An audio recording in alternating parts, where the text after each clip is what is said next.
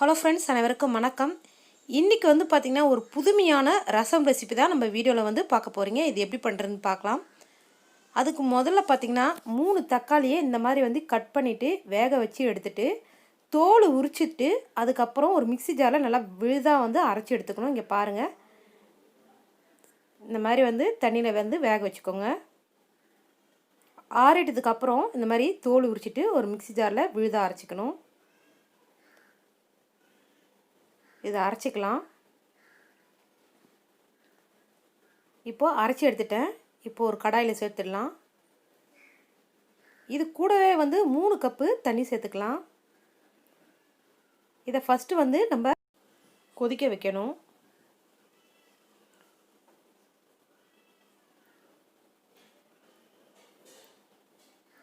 இது ஒரு பக்கம் இருக்கட்டும். அடுத்ததாக நம்ம தேங்காய் ஒரு 1/4 மூடி, கொஞ்சமாக கொத்தமல்லி, 3 பச்சை மிளகாய், ஒரு 6 பல் பூண்டு, 1/2 டீஸ்பூன் சீரகத்தை நல்லா மிக்ஸி ஜாரில் போட்டு நைஸாக அரைச்சி எடுத்துக்கலாம்.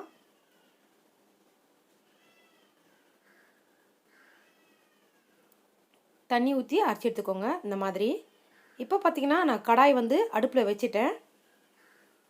இந்த தக்காளி விழுதை நல்லா கொதிக்க விடணும். இது கூடவே உப்பு சேர்த்துக்கலாம். 1/2 டீஸ்பூன் மஞ்சள்தூள் சேர்த்துக்கலாம். நல்லா மிக்ஸ் பண்ணிடலாம். இப்போ பாருங்கள், நல்லா கொதிக்குது.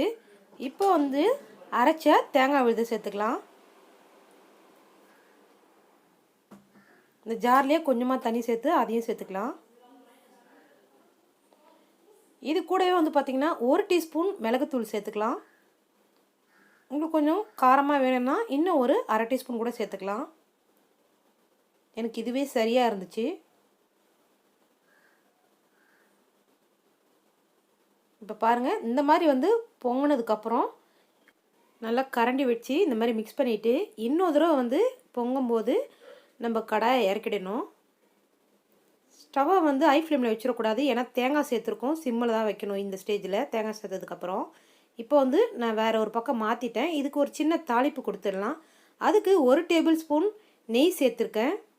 ஒரு 1/2 டீஸ்பூன் கடுகு, 1/2 டீஸ்பூன் சீரகம், ஒரு 4 பல் பூண்டை சின்ன சின்னதாக நறுக்கி வச்சுருக்கேன். அதையும் சேர்த்துக்கலாம். இது கூடவே பார்த்திங்கன்னா பெருங்காயத்தூள் ஒரு 1/4 டீஸ்பூன் அளவு சேர்த்துக்கலாம். அடுத்ததாக பூண்டு பல் சேர்த்துக்கலாம். இந்த பூண்டு பல் பார்த்திங்கன்னா கொஞ்சம் நல்லா ப்ரௌனாக ஆனதுக்கப்புறம் நம்ம இந்த ரசத்தில் சேர்த்துக்கலாம்.